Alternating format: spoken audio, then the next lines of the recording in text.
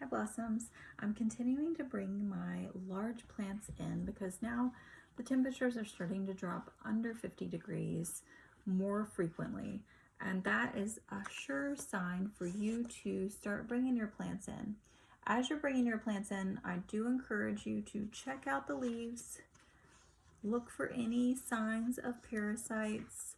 I would rinse all the leaves off. I have done that with this bird of paradise. So I know you can't see the whole thing, but my bird of paradise has been outside this whole summer, and I have just doused it in water, rinsed it all off.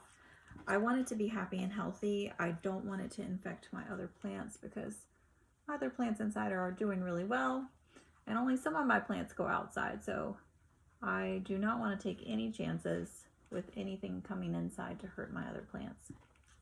All right, so it's been rinsed off really well. I've also exposed all the roots from the previous container. I am now going to start adding dirt into the new container. And no, I typically do not like plastic pots. I'm just going to be honest. I don't care for them very much. Yes, they are easier to maneuver, especially with bigger pots and bigger plants. Unfortunately, right now, I only have so many pots that are for indoor plants. And when I bring an outside plant in just for the fall and the winter, I tend to make it easier on myself. So I will use some pots that are plastic. This is just one of those things, as you start getting your pots in and out and you start seeing how big they get, and you want to make life a little easier for yourself. So ceramic pots, even though they're beautiful, sometimes it's just easier to do a plastic pot when it's a temporary solution.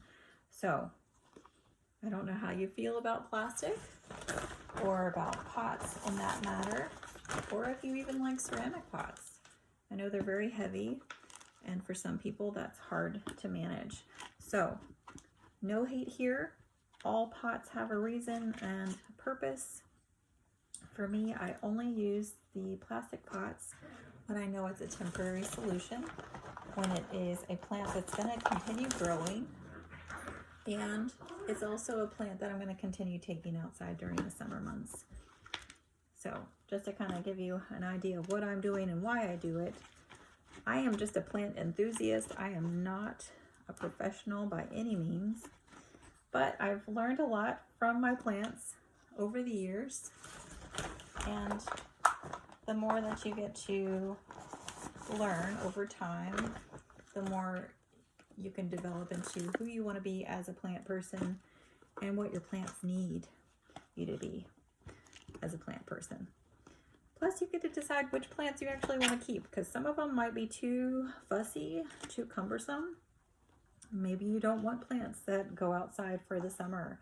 Maybe you want them to stay indoors all the time. So, you can play around with it, see what happens. Maybe you don't have a space outside to take your plants for the summertime.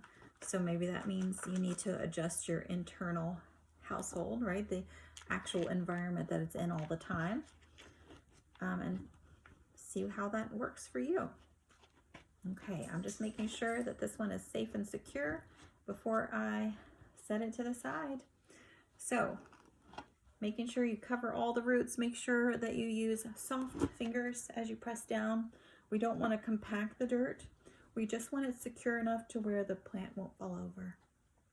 You want all the roots to be covered, and preferably you're going to use a new dirt that has some nutrients or add in nutrients to the previous dirt.